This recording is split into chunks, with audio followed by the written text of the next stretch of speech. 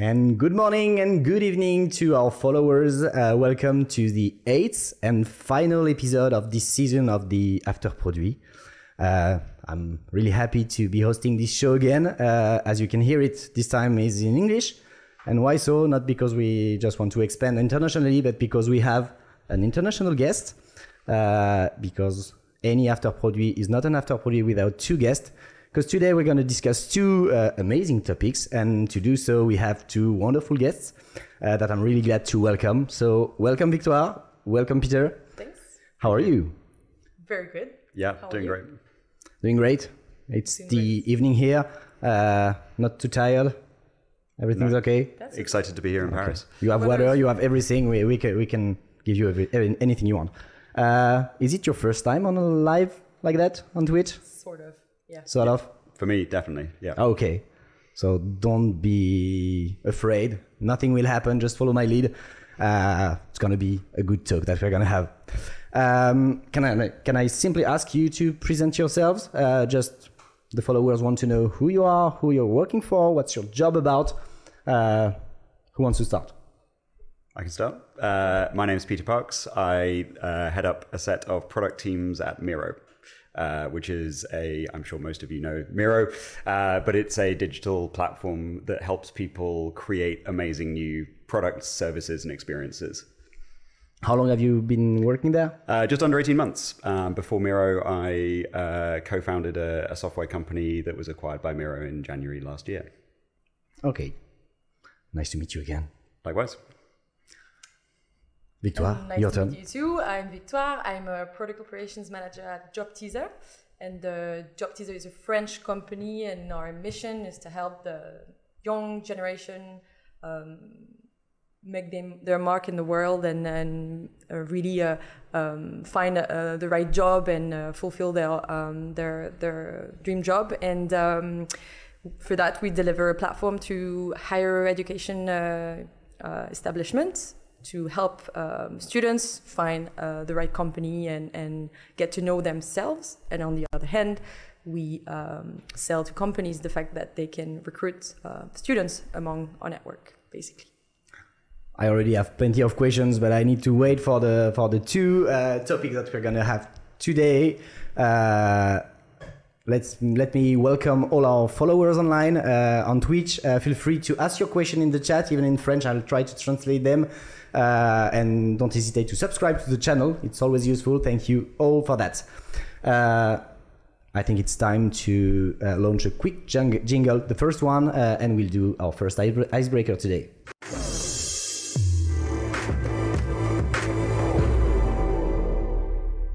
So we are back on the screen. We've asked you to prepare what we call deux vérités, un mensonge in French, two truth and one lie. Two lies and one truth, sorry. So who wants to start? I'm gonna ask you to tell us about you, saying two false facts and one true fact, and the other one and myself will have to guess which one is the true one.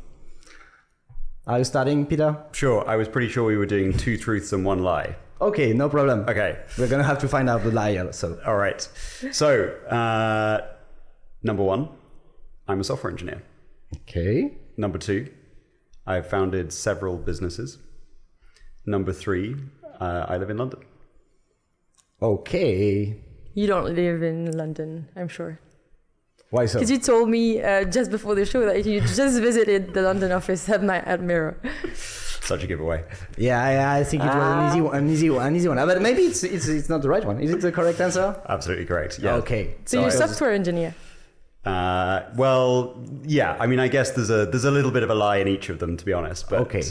Yes, I kind of re-immersed myself in the software world when I founded my last company. I wanted to be able to get my hands dirty and write some code. So, I taught myself TypeScript and really, really enjoyed it. Okay. And what kind of businesses did you try launching? So the lie here, the little bit of a lie, is that only one of them was a real company, and that's the most recent one. But when I was at high school, I was a music promoter When I was a student at university, my summer job, instead of having a real summer job, was making terrible websites for people and trying to charge them money for them. So, and get money out of it. yeah, exactly. Obviously. Yeah. So Business first. businesses rather than companies. Yeah, I get it. Yeah, and I now live in Amsterdam. So Miro, most of the product organization at Miro and the leadership is based in Amsterdam. So I made the move earlier this year. So it's the headquarters for the European market? Exactly, yeah. Based in Amsterdam. Okay, great. Victoire? So I understood one truth and two lies myself, and they're not really about my job or my career. So first, I plan to hike solo across the Alps. Okay. Second is I plan to walk solo across the Sahara Desert. And the third one is I plan to sail solo across the Atlantic Ocean. One is true. One is true. I may have some clues, so I some won't insight. say anything. Peter, it's your turn to play. I'm going to say the most ridiculous one is true. I'm going to go for the Atlantic crossing being the truth. Okay, that's a good idea. Victoire? Yeah, that's true. I actually plan to sail solo across the Atlantic in 4 months, in next autumn. And yeah, so that has nothing to do with my product skills. But yeah, I can use some of my product skills in my projects. So Yeah. that's a real project. We should talk about that. We can talk about it later, Yeah. I think.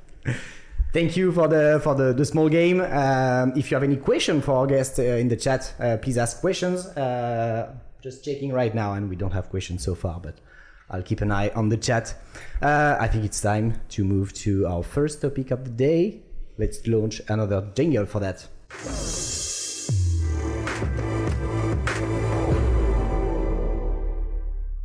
So when we met a few weeks ago, we decided that we could speak a bit about creativity and innovation in product teams. And when I was thinking about what we would be discussing, I had the idea that I think it's quite easy to say that one of the main reasons us product people, we love our job is that because we do think it's really creative. We try to innovate on a daily basis, but at the same time, there is some kind of fantasy that any new product, any new feature absolutely needs to be creative.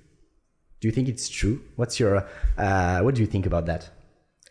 Yeah, I think that for product people, the end goal is just to satisfy a need, and sometimes some needs can be very basic, and you don't have to have the most creative solution, and sometimes the solution can lay in something quite simple. So I think I agree that's sort of a fantasy, and that sometimes if you want to innovate too much, you sort of can also get stuck a bit, and when the answer can be much easier and not sometimes not as satisfying for you as a product manager or as a designer.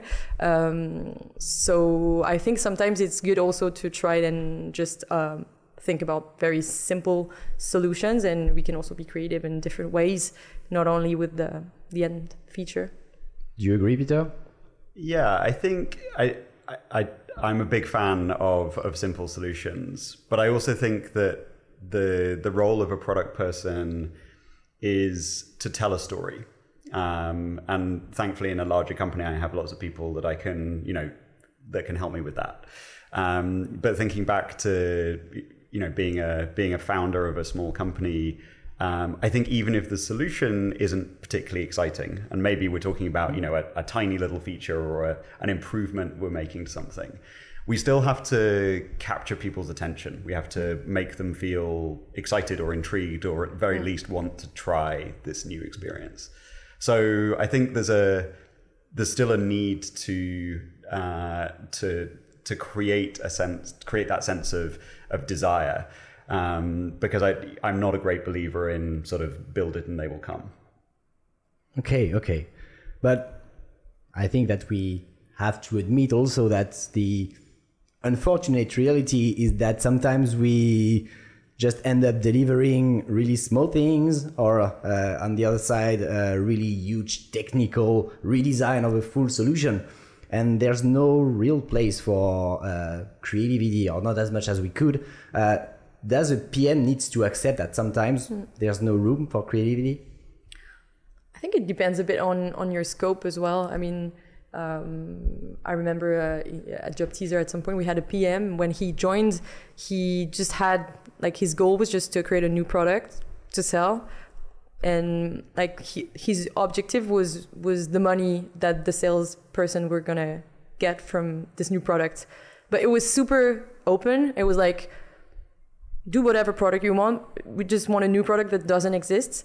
And so what he did is sort of like did a bit two products at the same time. One was just a small improvement of something we had already, quite simple technically, but we sold it with the marketing and everything and made it a bit exciting, as you said. And on the other side, they really could trigger creativity and do something completely from scratch, so that actually even the squads and the developers, they got excited too, because it was not only small stuff.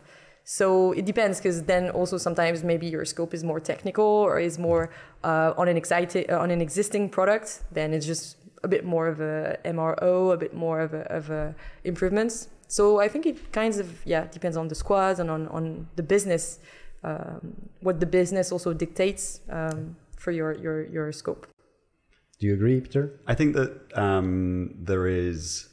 there's a kind of internal need for creativity, in the sense that a PM needs to be able to take what they learn, what they see, what they hear, and translate that into a solution that's going to satisfy the needs of their users or customers, but also satisfy the needs of the business.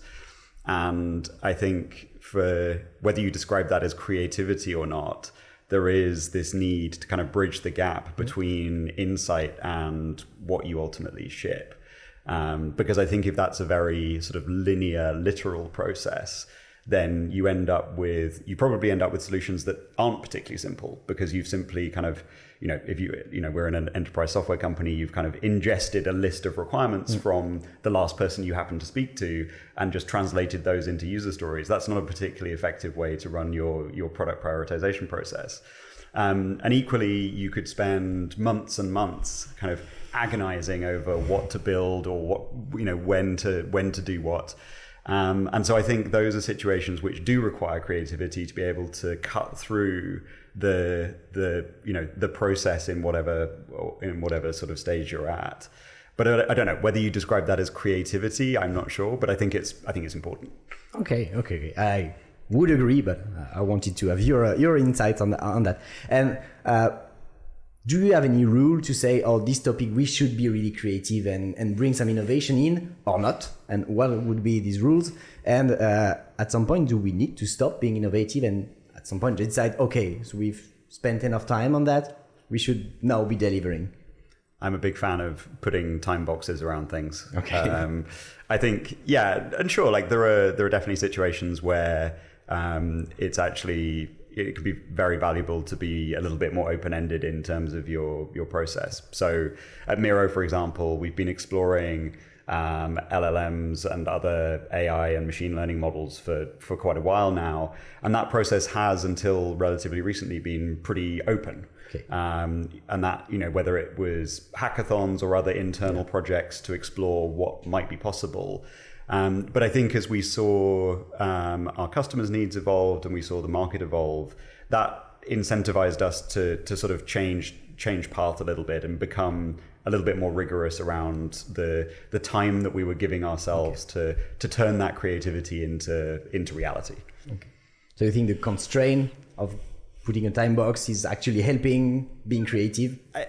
For me personally, it's the only way that I'm creative. Yeah. Because you will never stop. Otherwise. Yeah, and I think it's also, we should distinguish between, people who work in tech companies and artists. And I don't believe that I'm an artist. And, I've been given a job to do, and that sometimes requires, deadlines and other things. And I'm actually a big fan of putting a deadline on something and forcing people to make decisions, because ultimately I think that helps people to make the right decisions. And to go back to Victoire's earlier point, I think the risk of allowing creativity to kind of wander is that you end up with over complex solutions. You end up with experiences that made total sense in your brain, but end up making no sense whatsoever to the people who might want to use them. Anything to add, Victoire? Yeah, I think it's really a matter of balance. So you can sort of have a bit both, but I agree too that sometimes you just need to make draw a limit in terms of time, because you can end up just working on something for years and just not delivering the right solution. So yeah, and I in the past we tried to we started to work with OKRs and do something really open strategy, so that squads were really just focusing on some North Star KPIs and really with no constraints. And at some point we really realized that we were delivering a bit less. So now we sort of reshuffled also the teams to make sure that each team is really focusing on their persona, and they're really just taking this balance between what the market and the business dictates, because that's also a reality. And on the other side, trying to be super innovative in terms of design, in terms of solutions and everything. So yeah, I think it's just a matter of balance, and you can be creative also in terms of solution. Sometimes we want to create everything from scratch, and we can also realize that a solution already exists and we can just integrate it and this kind of stuff. So the fact to have sort of limits can also help you make it fit rather than spending too much time and on just exploring topics. So you made the perfect transition. Before knowing that, have you ever been working and even launching a feature that you spent months and months on it, that was deeply innovative and it was a total fail? In short terms, is it possible to be too creative? For me, absolutely. I used to work for a small digital agency consulting firm, and one of our clients was a big record label. And for those of you who have used or tried Apple Music, you'll have seen that they recently launched a classical sort of version of the Apple Music app. And this is for a couple of reasons. And again, those of you who are classical music fans will know the way that you want to browse or search classical composers, for example, is very different than the way you'd want to browse composers in other music genres. So we worked with this record company to build essentially what Apple Music Classical is today. Okay. It was a little bit ahead of its time for a couple of reasons. I think one was that we didn't realize early on enough that the target market wasn't that comfortable with digital subscription services at that point. When was it? This was over a decade ago. Okay. Also, frankly, we just took too long. I think from memory, it took us over a year to ship the first version of the product. We spend a lot of time sort of agonizing over details. Okay. It was visually beautiful.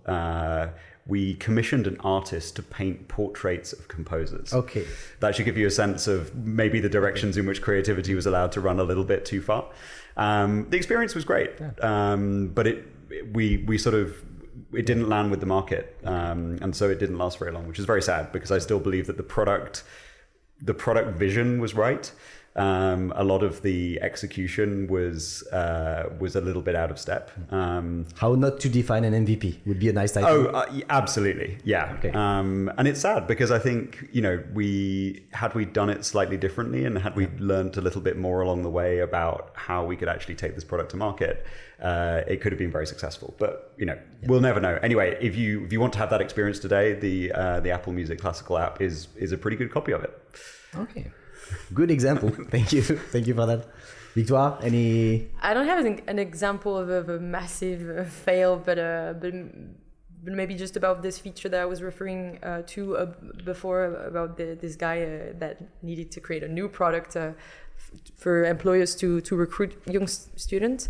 We sort of created a mix between LinkedIn and Tinder, let's say, some thing that just matches a student and an employer based on keywords that we parsed from the CVs and everything. So that's quite new, because we realized that students, they got hunted a lot by recruiters, and they hate it, because it's sort of their first contact with the professional world, and they don't like it. So we really thought about this feature, which was a very good idea, because we sort of give the power back to the students. They get shortlisted and they can then say, okay, I swipe right or left. I'm okay to give my CV to this person because I'm interested in their job ad, or not, I'm not interested, and the recruiter will never get my CV. And it was pretty creative in terms of on the market, but I think it really started to work a long time after it was launched. We didn't have like the massive successful launch because it was a new way of doing stuff. So we really had to make sure that the recruiters would adopt the feature. So I mean, technically it was good, but also the matching algorithm was not perfect. So we had to work a lot and invest a lot during the following years on the matching algorithm with the CV parsing feature and everything. So I mean, the very first version, we wanted it to be a big launch. We didn't want it to be an MVP, and it sort of was, and it's now working well, and we're really happy about the feature.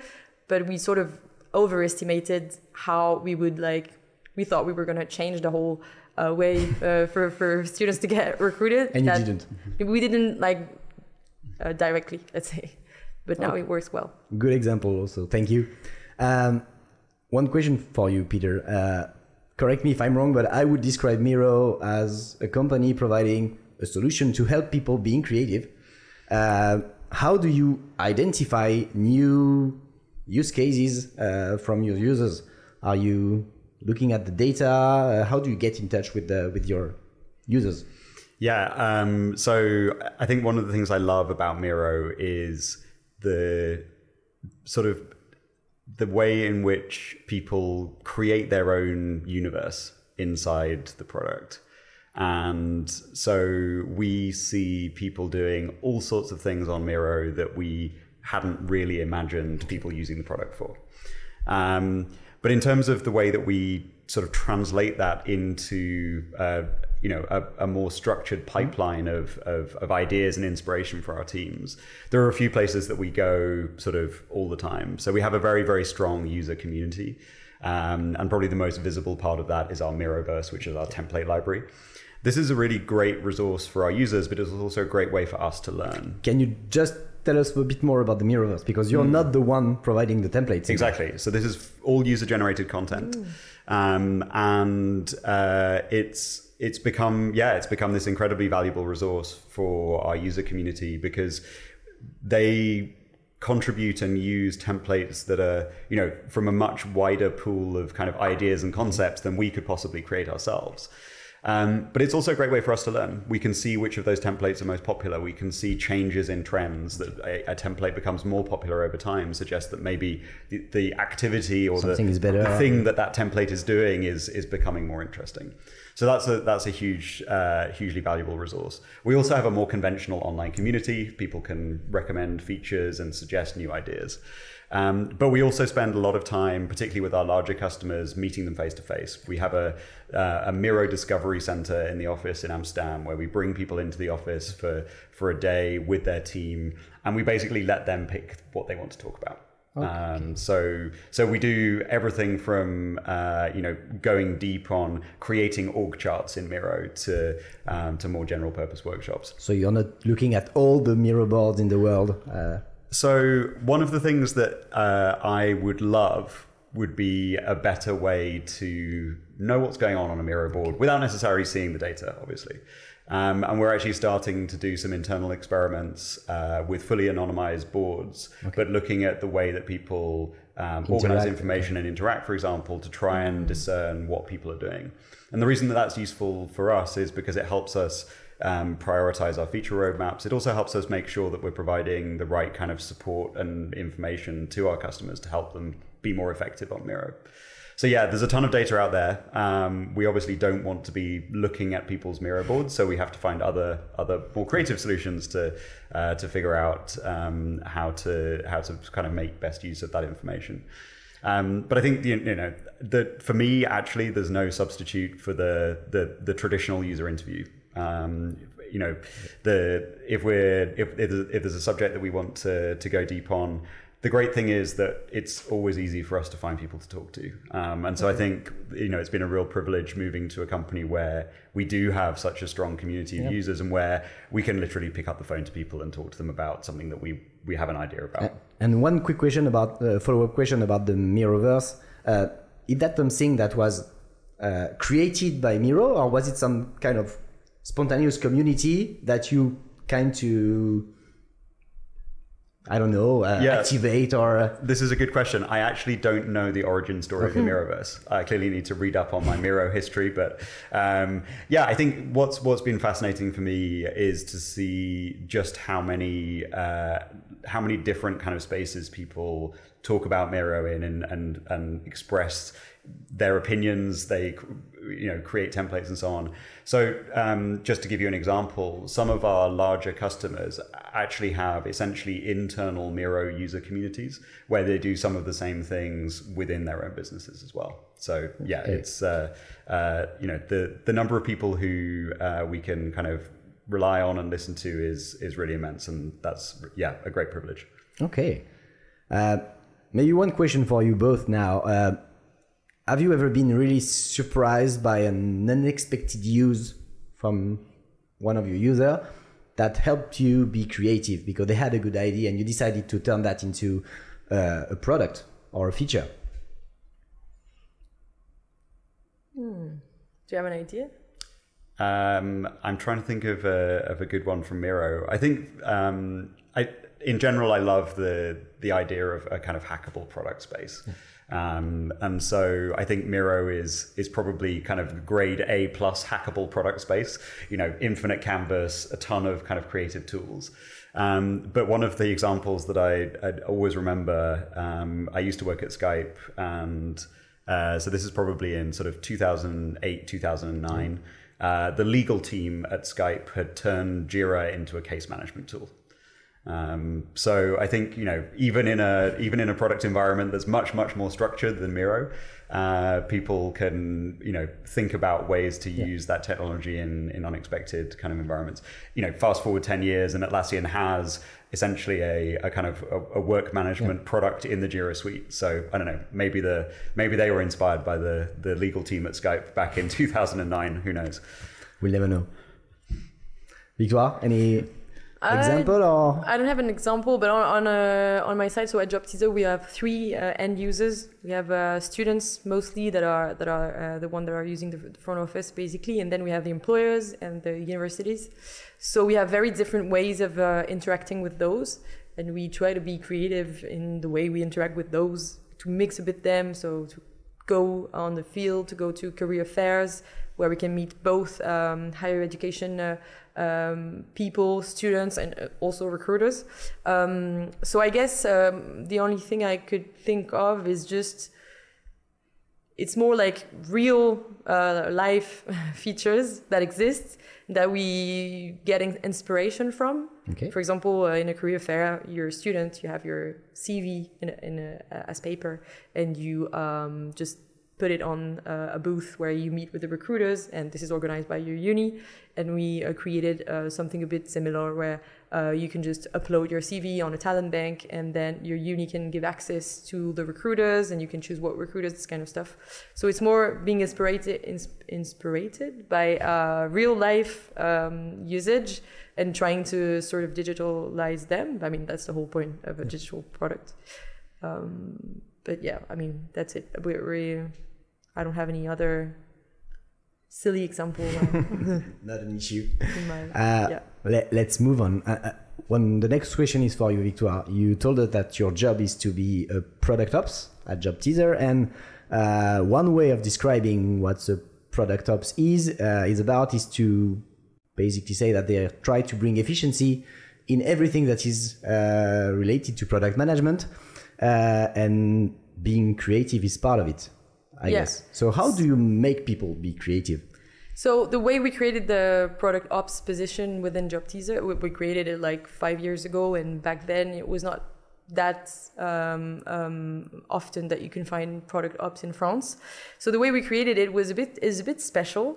It's a bit. I also have sort of a product marketing hat, so it's a bit in between, and I'm not part of the product team. I'm part of the field team, so the client-facing team. Okay. And so this is the CSMs.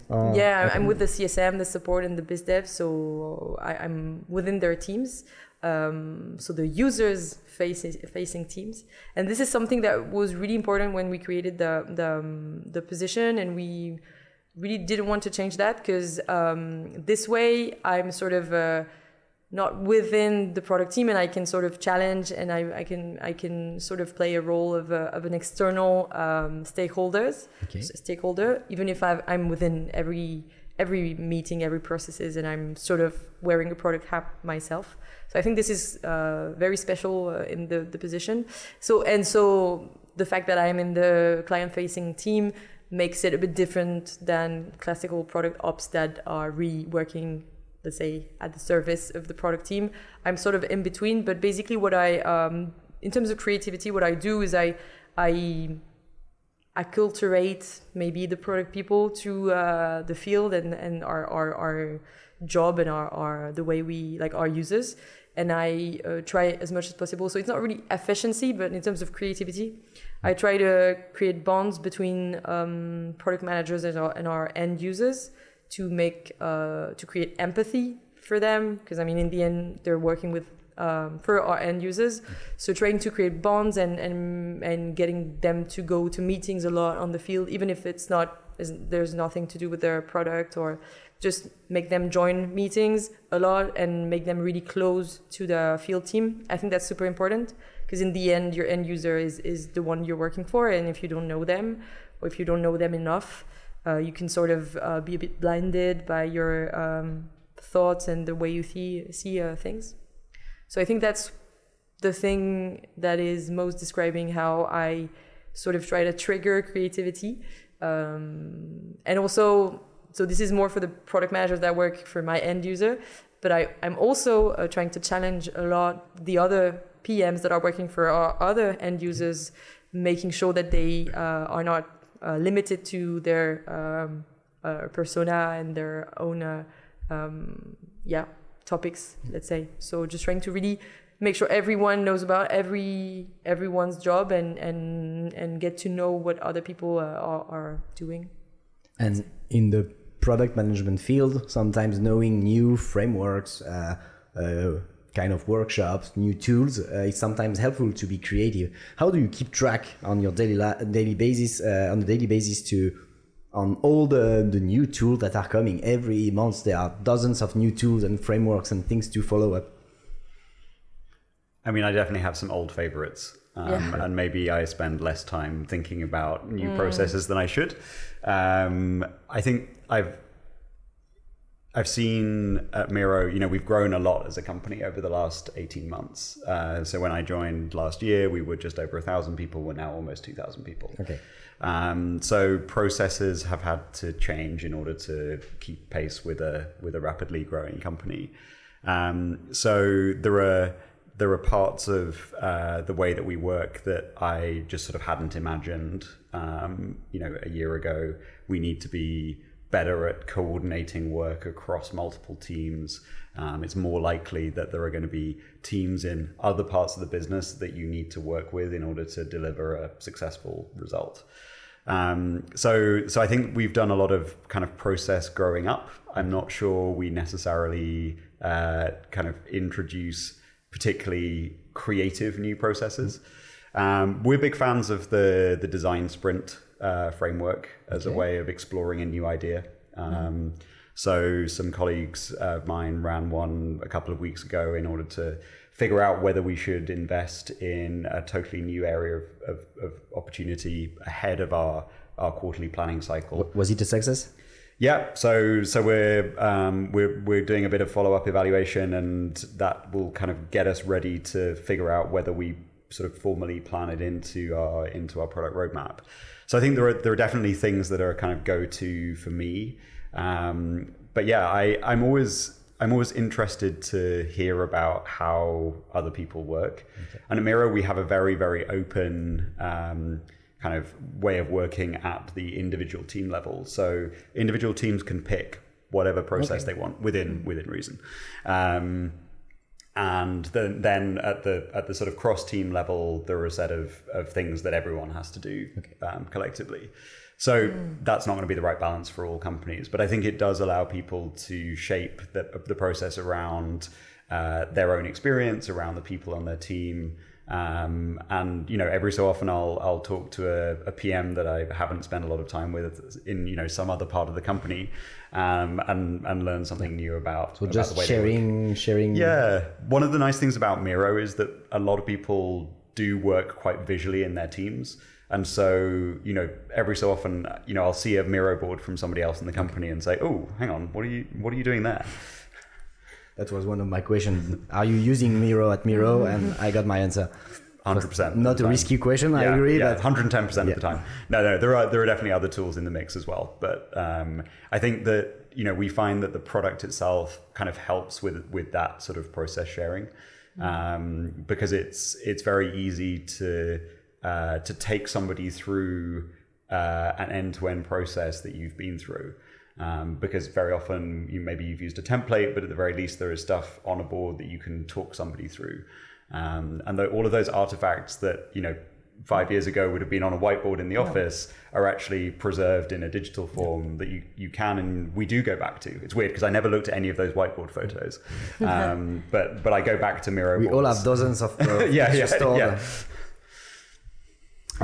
Let's talk a bit about your competitors. You have direct and indirect competitors. Do you consider your competitors as a source of inspiration or innovation or creativity? And how do you keep track of your competitors? Are you using them? Are you testing them? Are you getting feedback about them? Yeah, I think that's a big inspiration. And I mean, you're talking about direct and indirect. I mean, for example, I'm just thinking about something like we are revamping the job search page on Job Teaser. So it's quite, we have a lot of competitors that are job boards, but also lots of other tools where you can do research. And where when you're a student, you're used to them, because you're searching for a flat, you're searching for some food to order, you're searching for so many different things. So there are lots of patterns and lots of ways and that people are used to interact with the search tools. So we are spending a lot of time on other tools to look at what users can do. And we have also, for example, we have a big watch channel on Slack, and anyone in the company can report any new tool that they discover about. Might it be during a meeting with a client, during an interview, during whatever. And we just store everything here. And if we have a big competitor that we want to focus a bit more on, then we can create a separate channel. And lots of people, like several people, are appointed to really dig, and we try to get accounts, and we really use the tools, of course. But that's also a big trap because you don't want to be copying. But that's not only a source of inspiration, but also sort of a source of comparison, just to make sure that you're not going in a total just doing a total copycat. But but you don't want to go in a total wrong direction either. Okay. Because there are standards. So when you create something new, then we're not looking too much at what they do. But for classical use patterns, we like to look at Peter, what's your view on that matter? So, as market leaders in the space, I don't think our competitors are necessarily a source of inspiration, but that we have very, very direct conversations with our customers about our direct competitors. And so there are definitely cases where we do need to make sure that we're checking boxes where a competitor has changed or improved a feature for sure. But I think actually we're more inspired by bigger trends and patterns in both interfaces, but also kind of expectations about how software works more generally in the workplace. So one example would be, my sense is that natural language inputs are going to be a bigger part of interfaces over the next 5 years than they have been in the previous 5 years. And that, much as I have a personal kind of nostalgia for Clippy, I think the expectations for those types of experiences have already changed and will continue to change. So we need to make sure that where our customers and our users sort of where their expectations change, that we're keeping pace with those. So that might be drawing inspiration from products that are kind of in a similar space rather than our direct competitors. Okay. And so that could be, it could be something that Google introduces into Gmail or Microsoft introduces into Outlook that isn't necessarily a competitor tool, but that has a UI paradigm or a way of working or a process that we think we can build on in our product. But yeah, I think for me, the inspiration for new features actually often comes from the human side of process, rather than the software kind of implementations of that process that we see in other tools. Thank you. Really interesting. One quick question. There's no good product management without measure and data. How would you measure creativity in a team? This is a tricky one. This is a very tricky one. I think I can see it, but I'm not sure. Yeah. I think that you could be, I don't know, you could be slightly kind of reductive and measure creativity by the quality of the output and just assume that if a product fails, then creativity was lacking.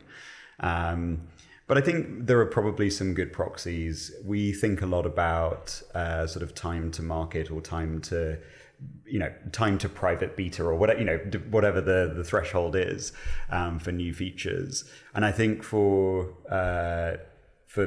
projects that have run for quite a long time before getting to that stage, that's the sort of thing that would lead me to question, this doesn't, particularly in an area which is not particularly sort of high technology. So if we're dealing with AI or machine learning, sure, maybe there are technical challenges to overcome. Or if we're trying to solve, if we're trying to have 1 million people using a Miro board at once, those are sorts of things that are just not possible today, sadly. But that, if somebody was trying to solve that problem. Is it somewhere in the roadmap or? Maybe. I mean, we're investing a lot in performance and trying to allow larger and larger numbers of people to use Miro. Is there a limit? So if a project was in that category, sure, I would be comfortable with it taking a while. But for a lot of the work that we do, kind of on some of our more popular features, it's really about optimization and iteration and making sure that we're continuing to evolve the experience to be as good as it can be.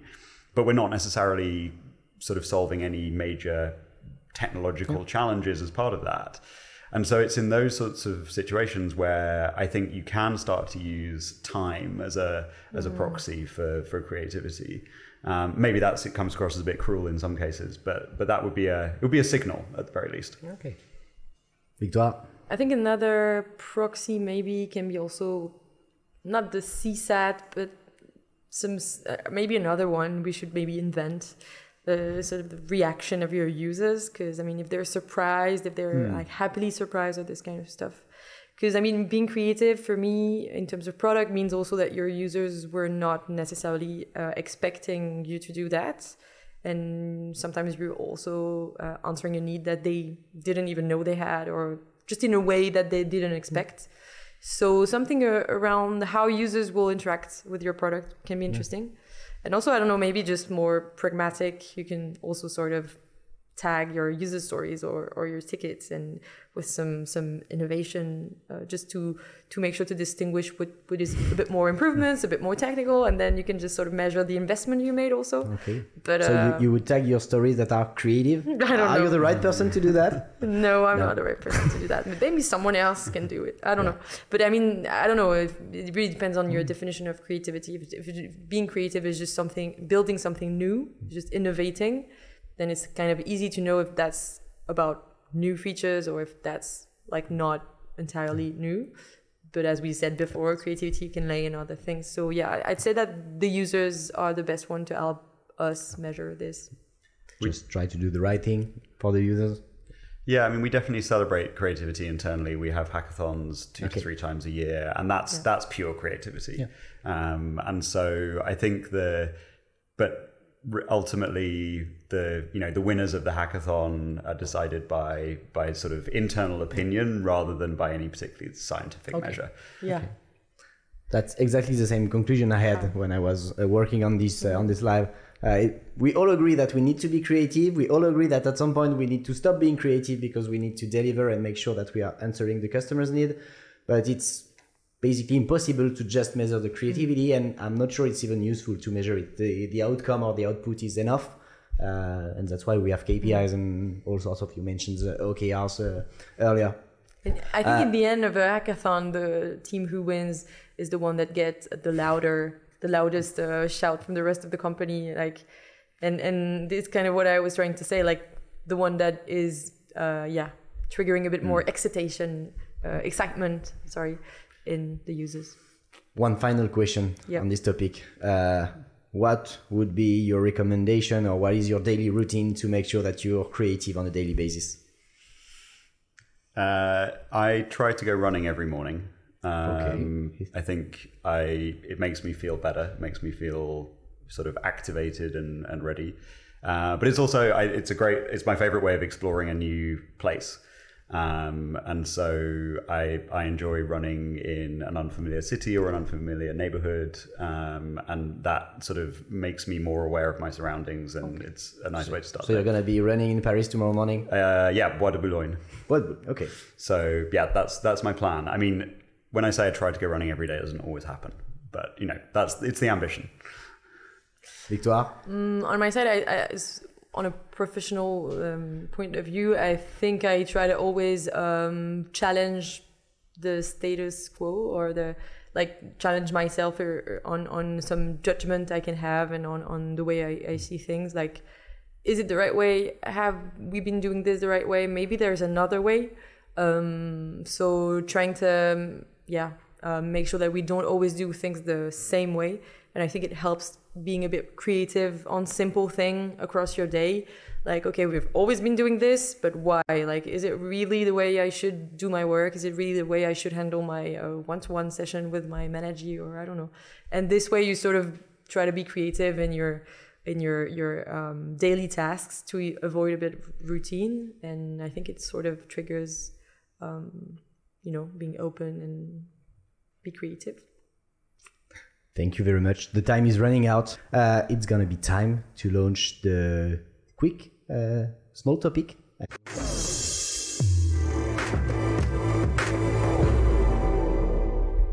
We are back live. Hope you're not too tired. Actually, my last question was quite a good transition for my question now. We've asked you to tell us a bit more about what your side project or your main side project are. You have 5 minutes each. Can you tell us a bit more of what you do outside of being a product people?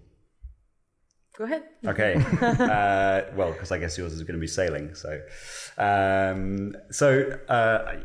was debating whether to talk about something a little bit, adjacent to work or something totally different. But given that we're in Paris, I thought that I would talk about my mostly terrible attempts to be a pastry chef. Okay.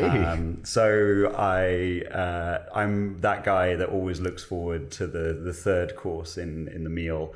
And I love hosting dinner parties at home. But all of my friends will tell me that, there are things that I obsess over most. We need to know what.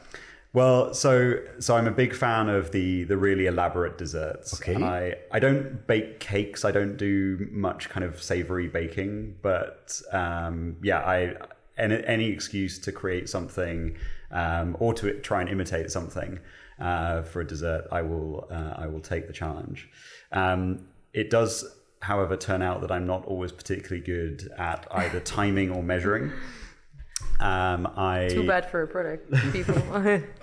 Yes. I ended up making a kind of an interpretation of a Black Forest gâteau. Okay. A few years ago for a dinner party, using a recipe from Heston Blumenthal, the British chef. The recipe was actually amazingly straightforward, but what I hadn't realized was that these things were going to turn out to be kind of 25 centimeter cube Black Forest gâteaux in individual portions. And so, you know, these all basically ended up back in the kitchen with a tiny little corner eaten off the side. But for me, it's kind of an opportunity to learn from famous chefs. It's an opportunity to try new ideas. And one of the things that I've kind of realized is that if you read any of the books by the top chefs of the world, their savory dishes are almost impossible to cook outside of a restaurant kitchen. Yeah. They assume that you have 20 people standing behind the scenes preparing all the ingredients. You need 20 hours to prepare. And I'm not saying that the pastry chefs have it easy, but I think in a home kitchen, you can attempt a wider variety of sweet items at the end of a meal. Okay. But my favorite actually is a slightly different version of the tarte tatin. So, you know, the version that you see all across France is very kind of beautifully arranged. It's a very simple dessert, and that's part of the reason I love it. But I just don't think I would have the patience to slice apples that thinly. So I found a recipe which basically involves doing everything on the stovetop for about 15 minutes. Okay. You cut the apples into chunks. You buy some pastry from the supermarket. You put the pastry on the top, and then you cook it for about 2 hours at a very low temperature. And so what happens to all of the apples is that they just form this beautiful kind of cylindrical disc of apple. And the great thing about this is that you can put it in the oven at some point during the meal. And so you just have this amazing smell of kind of baked apple throughout the kitchen, the dining room for the duration of lunch or dinner. And then the chefs that created this recipe suggest serving it with something which they call crème normande, which I don't know if this actually exists in France. I don't know that. Okay, so for those of you who haven't tried this, I can't remember the exact proportions, but it almost doesn't matter. We'll find out a recipe online and put it in the chat. So you mix crème fraîche with icing sugar, confectioner's sugar, and calvados. Okay, that was my guess also. Yeah, so hence crème normande. But making this with a friend once proved to be a disaster because I'd sort of mixed up the crème fraîche and the sugar, and put the calvados in and kind of mixed it, and turned my attention for a few seconds. And he had come back and added more calvados, and so we ended up with this sort of crème that you could basically set alight. It was a shot of calvados. Yeah, essentially. But yeah, it's I can't remember who the recipe's from, but if you search for it, I highly recommend it. So that's my perfect. That's my life outside of work when I get a chance. The first time I will close the show being so much hungry. Thank you for that. I have two insider information. I guess if I'm right, one person in the control room today was basically born and raised 10 kilometers from the place the tarte tatin was created, and I have to tell you that the best tarte tatin is my mother's. Of course. Victoire, what is your side project? Okay, so it's on a different note. So I sort of teased a bit, but my side project is sailing. Basically, so I work from Monday to Friday, and on the weekends I train and I sail in order to participate in the Mini Transat, which is a race across the Atlantic, a sailing race on tiny sailing boats. So they're 6.5 meters long, and so it's quite small. And we have no satellite phone, we have no cartography, we have no computer, no weather forecast. So it's kind of the adventure of a lifetime, and I'm gonna do that in September. So yeah, so I spend a lot of time outside of work, basically. All the time I can save is dedicated to preparing this project. So I had to qualify, I had to train, I have to work on the boat, I have to sail, I have to do sports and lots of stuff. So yeah. Fantastic. I have two questions. Okay. Why? And the second one is, are you crazy? Why am I crazy? Or Third question. why? I think I was turning 30 years old and I just wanted to have a huge project for myself. I mean, some people they're great companies. There's some people they write books. They run a marathon. Those things are not for me, I guess. And I met lots of people that sail and that did this race. So I sort of met this race like that, and I just thought I went to the arrival of the race in 2019 in the West Indies, and I was like, I'm gonna do this thing. I don't know why, but I need to do this thing. I basically do it because I want to arrive in the West Indies, and I want to be served with a little tea punch and realize that I just arrived there by myself. So it's really ask for crème normande. Yeah. So it's sort of the accomplishment to do that. And am I crazy? Probably. Am I seasick? Yes. Is it even crazier? Probably too. But I mean, for me, running an ultra trail is way crazier. So everyone has their own scary things, and I mean, this is not scaring me too much. I'm really excited. It's going to be a great adventure. Fantastic. Yep. We'll keep in touch and follow you. Thank you. It's time to launch a quick video of the sponsor of this show, Product Board. Let's have a quick video about it. We've always been inspired by those who genuinely care about making products that matter. They've shown us it's excellent products that make excellent companies, and we believe the product managers behind them deserve a dedicated system to support their critical work. Yet for far too long, product teams have been stuck with a jumble of tools. They're flooded with user feedback, but struggle to capture it all in one place, so they risk missing opportunities.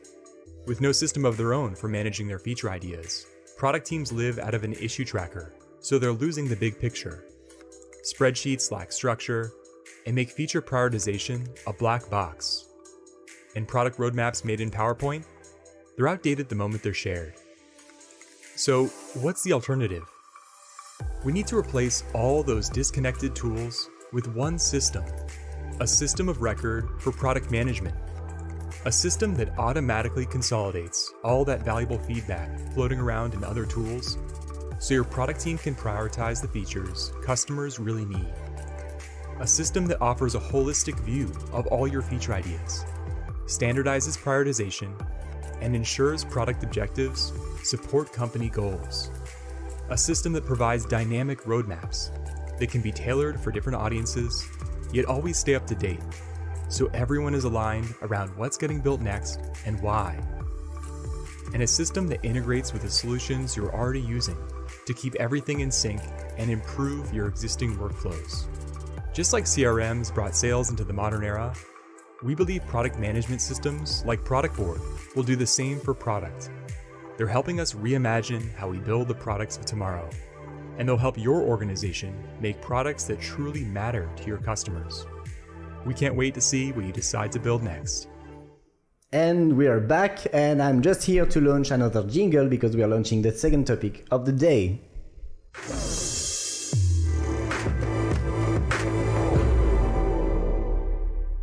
And now we're really back for the second and last topic of the day. The title was The Right Organization for the Right Business Model. You mentioned it a bit about the complexity your companies are evolving in. If I try to summarize it, Victoire Job Teaser is selling a job board to universities that is used by both companies and students. You can correct me, of course. And Peter, you're basically at Miro selling a whiteboarding solution to companies, so purchasers, I guess. And the whiteboard in the end is getting used by basically anyone. So to make it simple, you both have buyers, personas, you have different kind of users, different kind of use cases. So everything is complex in this case.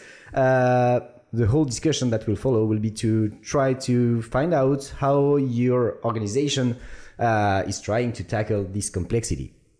First question for you both is, can you tell us a bit more about how, just correct me about your business model if needed first. I'm sure I made some mistakes. And tell us how your business, how your teams are organized to better serve this complexity. I think so. At Job Teaser, we're not really just a job board, but we are selling a career center, basically solution. Okay. So career services management system to career services, and so the end user is the student. But as you said, the way because it's free for higher education persons, so we actually sell a big SaaS product to universities for free. But in the end, we get our money from employers that post job ads, employer profiles, events, a bit like what you could find on LinkedIn or this kind of stuff, but really dedicated to students and within their career center. So yeah, in the end, we've tried different organization on the product side.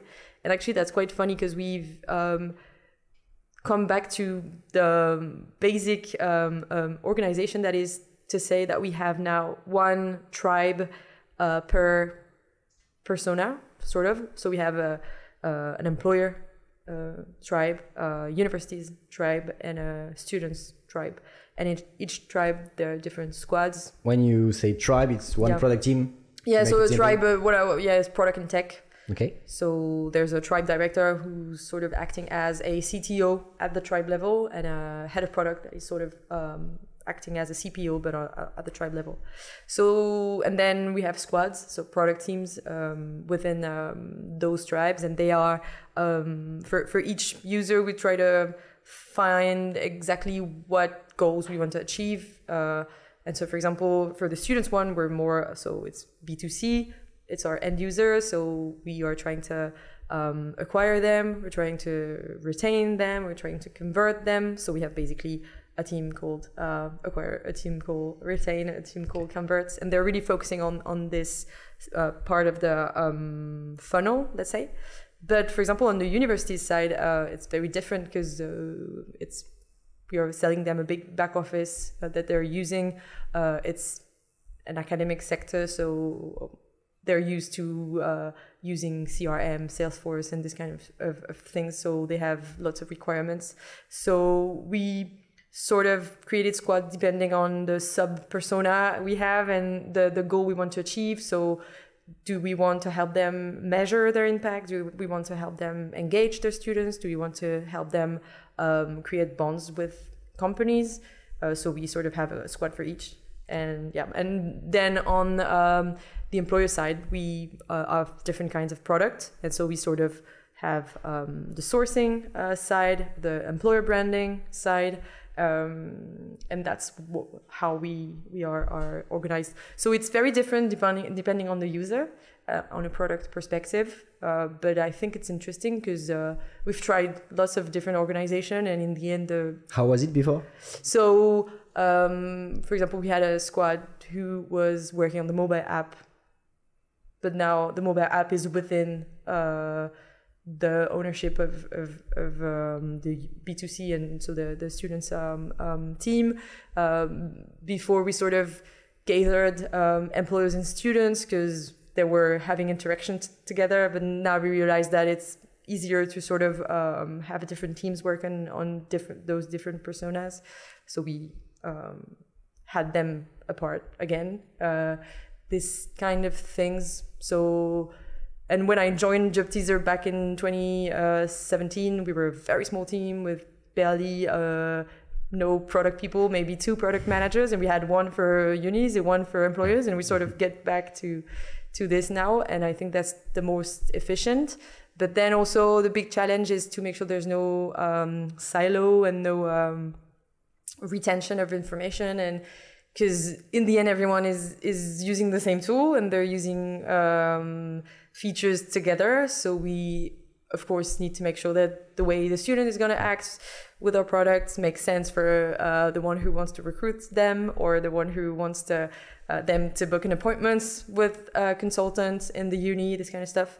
So the big challenge is to be like the transversal stuff, basically.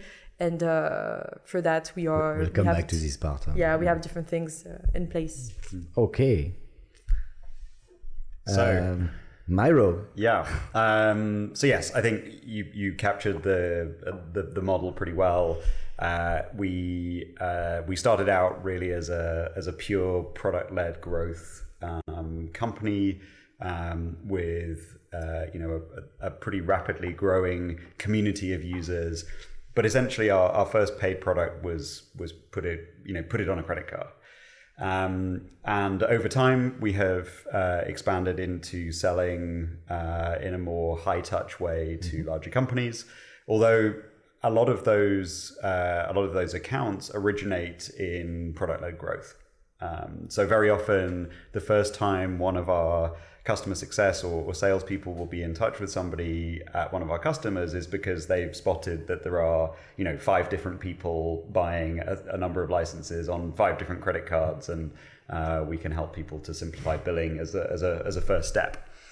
But yes, over time that balance has shifted, and so we now generate a lot of revenue from high touch contracts. And so in larger enterprises, people have different expectations, and so we're essentially dealing with 2 broad kind of clusters of users. One are the end users of the product, and one are the administrators and the buyers of the product. And we have different business units set up to serve the needs of both of those people. But there is some messiness in the middle. So for example, our first ever enterprise customer, now actually works at Miro, but was an early product evangelist and a real power user of the product. But we also have admins and buyers who probably have never used the product ever. And so particularly in larger companies, we need to think about a slightly more sophisticated set of user personas is probably the wrong word, but kind of use patterns. So you might have a user that comes to Miro pretty regularly every day. Then you might have somebody who drops into the product once every couple of weeks because maybe there's a particular meeting that happens on a Miro board. And then there's somebody in the finance team who uses Miro once a quarter because they run an offsite on it, but they don't tend to use Miro day to day. And so those people will have different levels of familiarity with the product. They'll have different expectations about what it can do. They'll have preconceptions about what it can do based on the last time they used Miro. And so that complexity requires a bit of untangling. And then we also have to think about who has influence in organizations. So some of those regular users are going to be in positions of power because they are responsible for a particular process, for example. And we see this particularly and increasingly in product development lifecycle processes. So if you're responsible for quarterly planning, you actually have quite a lot of influence over how that works, but also the tools that your company uses to get that job done. And so if we can get that person to do some of that work on Miro, then that potentially has a big impact across the whole company. Versus somebody who might also use Miro every day, but just uses it within an individual team, they have less influence over the way that tool gets used across the business. So those are some of the dimensions we have to think about. And in terms of the way we orient ourselves as a company, we have an enterprise division that's responsible for the admin experience, essentially. So they're responsible for account provisioning features, making sure that we are compliant with the various security certifications we have and so on. But actually the vast majority of our product teams are working on end user facing features. I think one of the things that we are starting to sort of consider is whether we should have a more explicit separation in the organization around features that are used, kind of originated in a pure kind of product-led motion. So one person in one team starts using it, likes it, evangelizes, shares it with other people, versus features that only really work a little bit more top-down. So to give you an example, some of our integrations, so our integration into Jira is a great example where we give admins a little bit of control over whether that integration is enabled. So by default, it's on, but in a larger company, they might have turned it off because they want to, restrict the number of integrations. And so we find ourselves with gatekeepers to certain features. And so in order to succeed, we need to build a product experience that works for those sort of gatekeeper personas. And that could be a hard gatekeeper like an administrator, or it could be a softer gatekeeper like somebody who owns a process. We may think that Miro is a great place to run that process, but we need to persuade that one person in order to land the feature across the whole organization. So we'll see where we end up. But yeah, right now it's pretty straightforward. We have a large group of people building features for end users, a slightly smaller group of people building features for admins, and then we have various other product streams with supporting roles. So I say supporting roles. Our growth product group is also pretty big. They're responsible for everything that you see before you get into the product. You mentioned the end user, the admins, and you also mentioned the purchasers. Are you developing specific features for the end user, or for the purchaser, or is it just about having the right business plan, the right prices? Yeah, I think so. Yes, there are definitely areas that cross over. So, for example, we launched our flexible licensing program that gives buyers and administrators greater control over how they buy and what they pay for.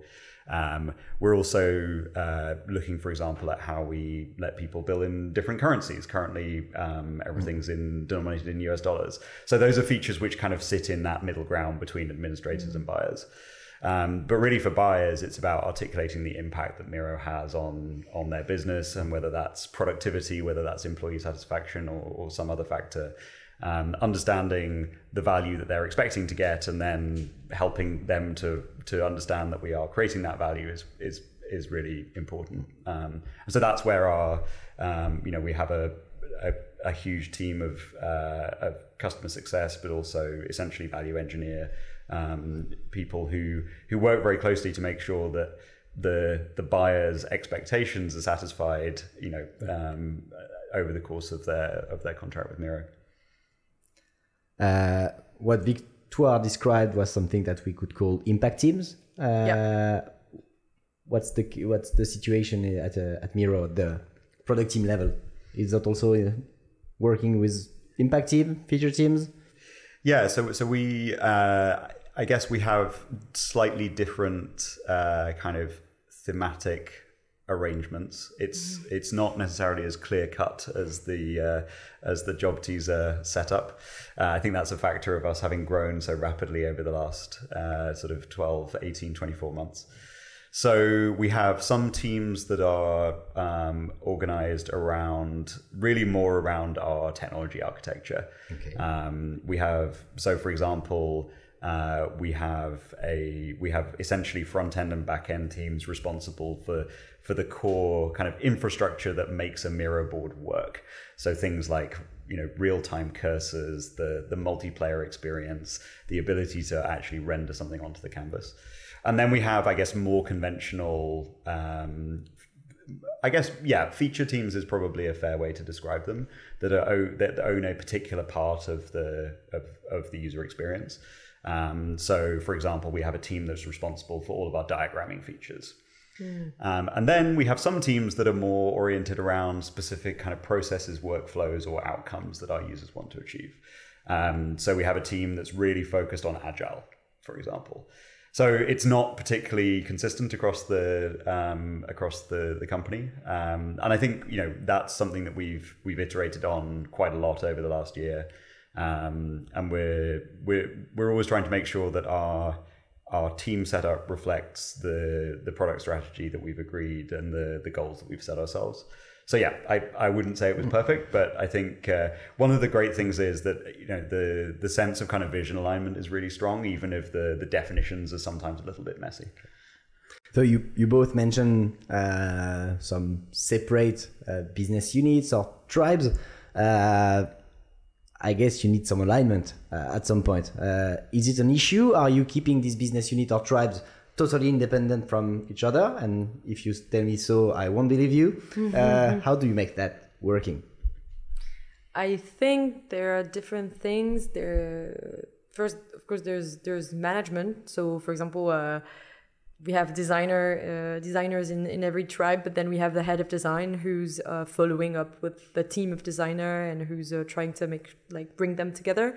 We have guilds, so we have I don't know if that's an existing word, but an English word, but we have some sort of transversal meetings. So every week or every 2 weeks, all the PMs, they meet together and they tell a bit more. They give some news about their project and where there can be some dependencies and where they need to be working closely together. And then also we have lots of design sprints, as you said, and like we use that a lot as well. And we sort of do some cross teams flash projects sometimes on a particular thing that we want to achieve, and we know that we should bring people from different teams together. So yeah, lots of different things are existing. The design product. There's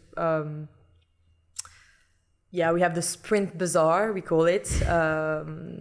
It's sort of a sprint review or so it's a big Zoom with all the squads, and everyone pitches in like 30 seconds what project they're working on and what they're going to be speaking about today. The product team or at the tribe level? At the job teaser level. Okay. And it's every 2 weeks, and then so the product teams that have something to share, they say, okay, I have something to share this week, or I don't have anything to share this week. And then we split into breakout rooms, and we can join the breakout room we want and hear about this particular squad, talk about this particular project.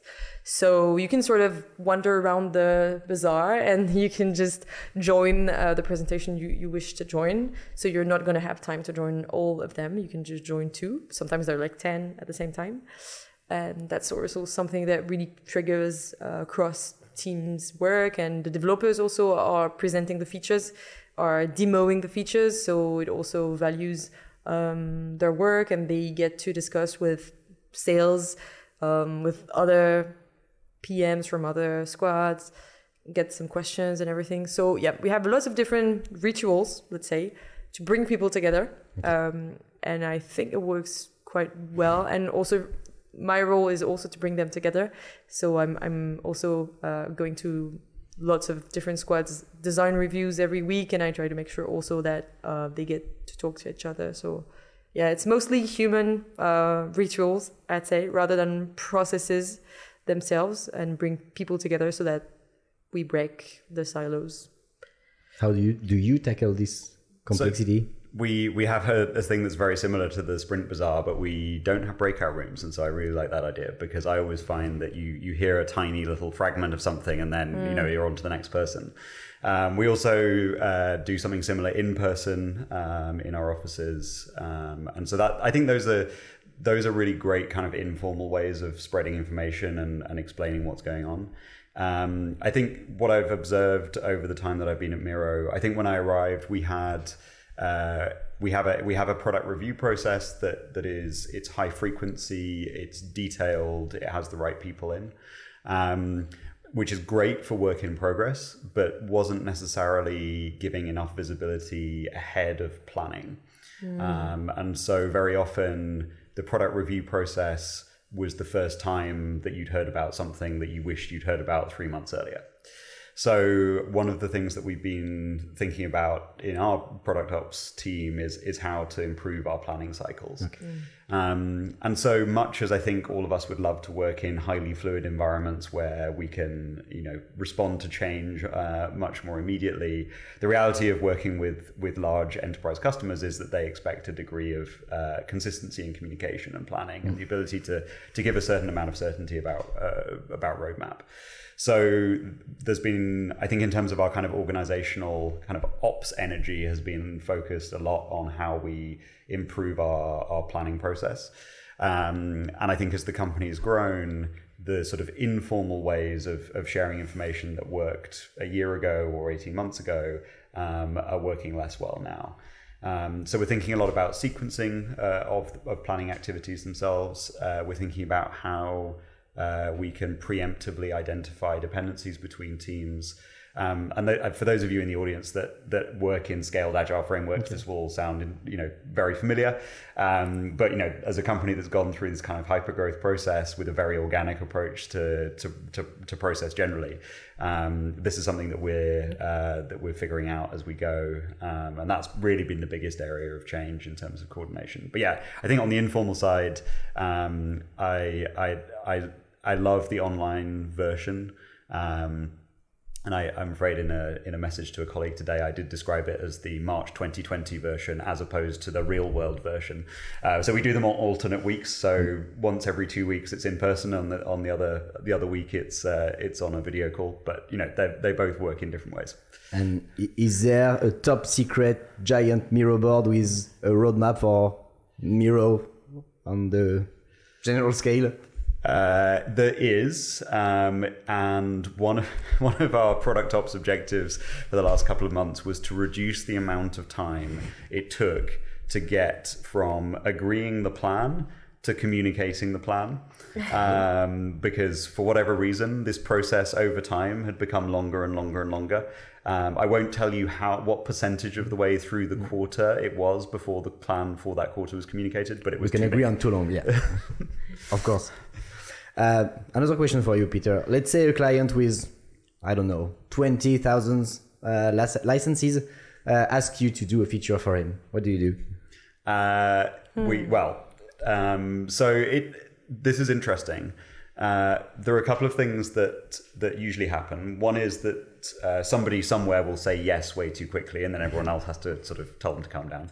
But no, on a more serious note, I think, so for us, our relationships with our biggest customers are very important. And I think what I've realized over the last sort of 12, 18 months is that in 90% of cases, they're right. And so for us, it's often less about saying if we, whether or not we'll do this thing. It's more about when. And so then there's the fine kind of balancing act between kind of over promising a timeline and then failing to meet the timeline, or taking way too long to commit to something. And I think what our customers really value the most is transparency. So they'd much rather that we said not this year, no, than a sort of a maybe. And I think for me, it's also it's taught me a lot about the value of our own customer-facing teams that understand the kind of the relationship dynamics within some of these large organizations, because they don't always speak with one voice. And so for many of our customers, we hear different things from different people, and so there's got to be some kind of process by which we bring everyone together. Some of our other customers, by the way, have, as I think I mentioned, have these sort of internal Miro communities, and they already have this amazing unified voice, which makes our lives a lot easier. But that doesn't exist in all cases. But I think we've got to be realistic. We serve some of the largest companies in the world. We have some very, very big contracts, and sometimes you've got to be pragmatic and say yes. By the way, if you make a feature request through your customer success manager, there's a little Slack bot that also posts your annual revenue to Miro along with your feature request, just to give us a little reminder as product people.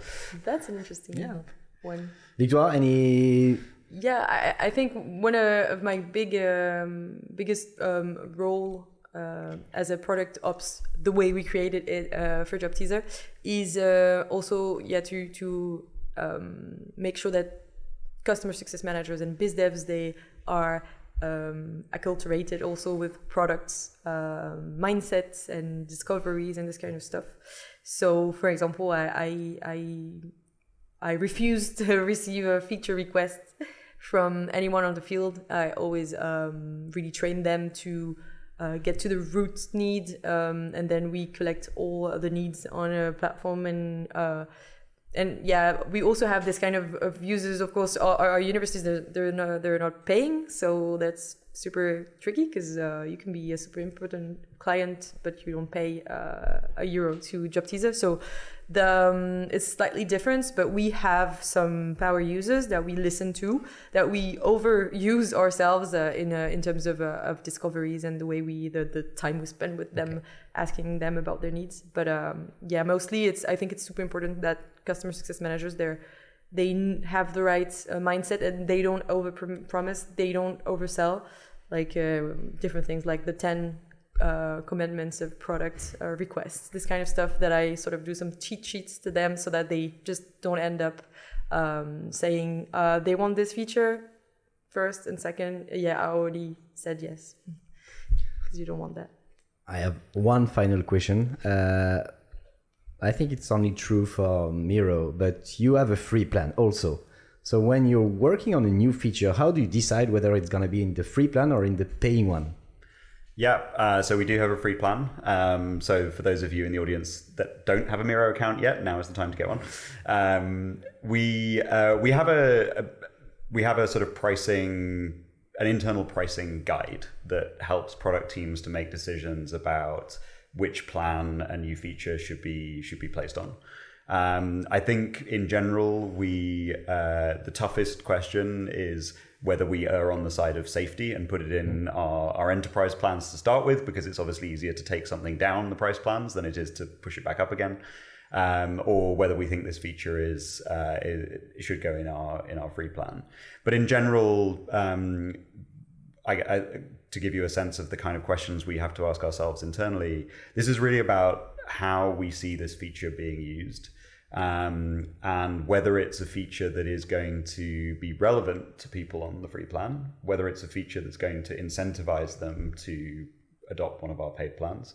And actually, I would say for the new features that I've introduced, it's always been a fairly straightforward discussion. We don't seem to have had a lot of arguments. I can't speak to the rest of the organization. But yeah, it's typically a discussion between the product manager, their product marketing counterpart. We have some people within the product marketing organization that are pricing experts. And then it's a fairly simple recommendation to product leadership, and then we take it from there. So yeah, I think the question of kind of how we think about pricing is deeply connected to how we think about how is this feature going to be discovered and used. Interesting. I have so many questions, but I can see the control room looking at me, so I need to wrap up on this topic and actually wrap up the whole show. Thank you a lot, Victoire. Thank you a lot, Peter. How was it for you? It's been great. Yeah, great to spend time with you. Super interesting. Not too tired? A bit hungry for tarte tatin. Yeah, me too. I'm craving for tarte tatin now. Thank you again, Victoire. Thank you again, Peter. It was a pleasure to have you on the show. Thank you to all the followers online on Twitch. We will tell you at some point how many people were connected on the live. Don't be afraid. Thank you to Product Board, our sponsor. Thank you to the control room, Fleur and Alex. They're always there. I told you this is going to be the last episode of the season, but it was kind of a lie, because we're going to meet a lot of our followers in about a month. On the 5th of July, we're going to have the Choc des Titans, which is the big finale of the season, 8 hours of live on Twitch. And for that, we have a teaser.